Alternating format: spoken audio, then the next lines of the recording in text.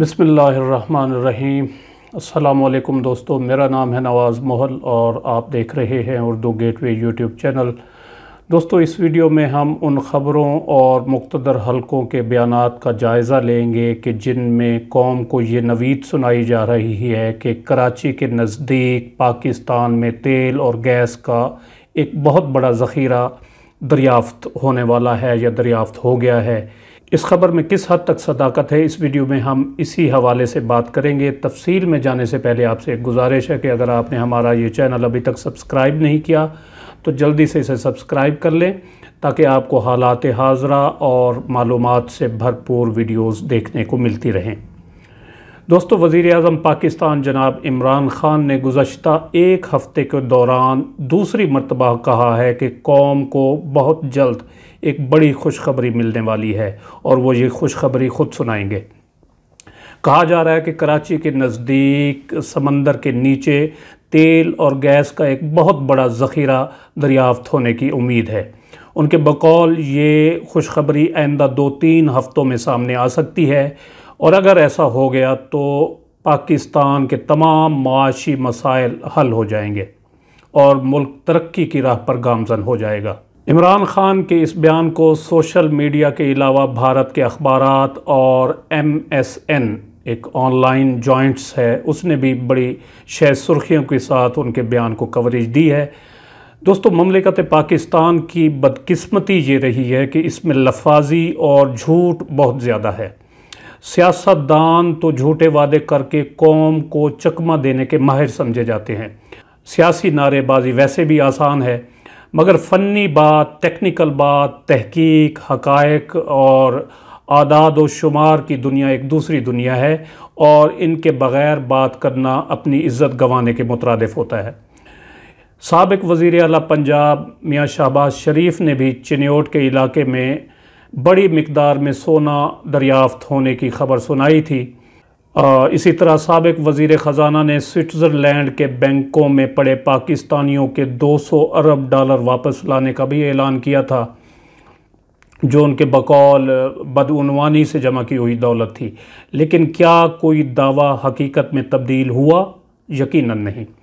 इमरान ख़ान के हवाले से कम ये बात कही जा सकती है कि वो अपने दावे के मुताबिक कौम से झूठ नहीं बोलेंगे और फिर जिस तरह वज़ारत पेट्रोलियम उन्हें ब्रीफ़ कर रही है तो वो उसी के मुताबिक बयानात दे रहे हैं। वज़ीर-ए-आज़म इमरान ख़ान के इस बयान की तायीद और तस्दीक वज़ारत पेट्रोलियम के एक साबिक़ सेक्रेटरी डॉक्टर गुलफराज अहमद ने भी की है, जो पिछले दिनों वॉइस ऑफ अमेरिका के एक प्रोग्राम में गुफ्तगू कर रहे थे। डॉक्टर गुलफराज अहमद इस वक्त भी एक private oil and gas company के साथ वाबस्ता हैं। उनका कहना था कि वज़ीर-ए-आज़म इमरान ख़ान अगर दूसरी मरतबा इस बात को दोहरा रहे हैं तो इसका मतलब है कि उन्हें वज़ारत पेट्रोलियम की जानिब से जो तेल और गैस की तलाश को रेगुलेट करती है वो मालूमात फ़राहम की जा रही हैं उनको।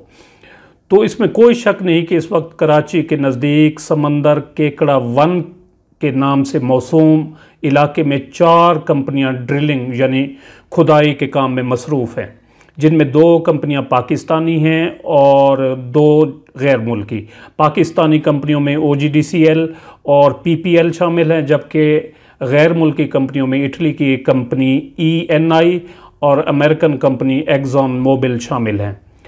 डॉक्टर गुलफराज अहमद कहते हैं कि ड्रिलिंग बहुत महंगी मशक़ है, बहुत महंगी एक्सरसाइज है।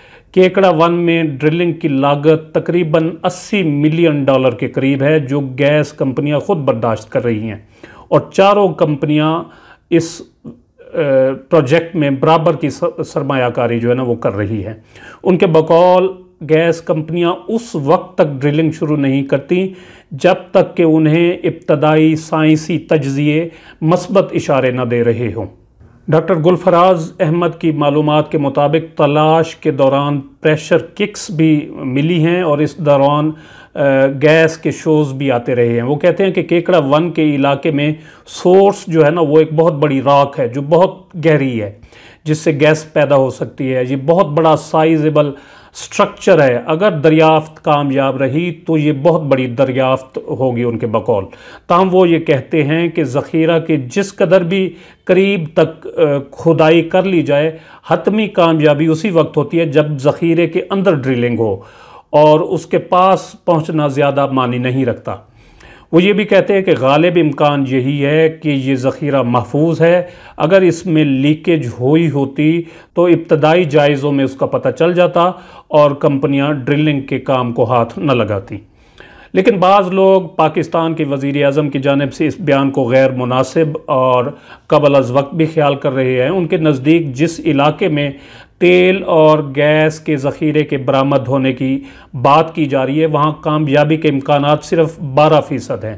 12% سے زیادہ کامیابی کے امکانات ان کے نزدیک نہیں ہیں۔ سب سے بڑے ذخیرے کے دریافت کی خوشخبری سنا دینا ان کے خیال میں کسی طور پر بھی مناسب نہیں ہے، کیونکہ ان کے نزدیک اس کنویں پر یا اس پروجیکٹ پر کامیابی کے امکانات صرف 12% ہیں، اور اس پس منظر میں قبل از کامیابی کے اشارے دے دینا اس اعتبار سے انتہائی خطرناک ہے کہ اگر خدا نخواستہ متوقع نتائج حاصل نہ ہو سکے تو جہاں قوم کے حوصلے پست ہوں گے، وہیں وزیر اعظم عمران خان پر سے قوم کا اعتماد بھی ختم ہو جائے گا۔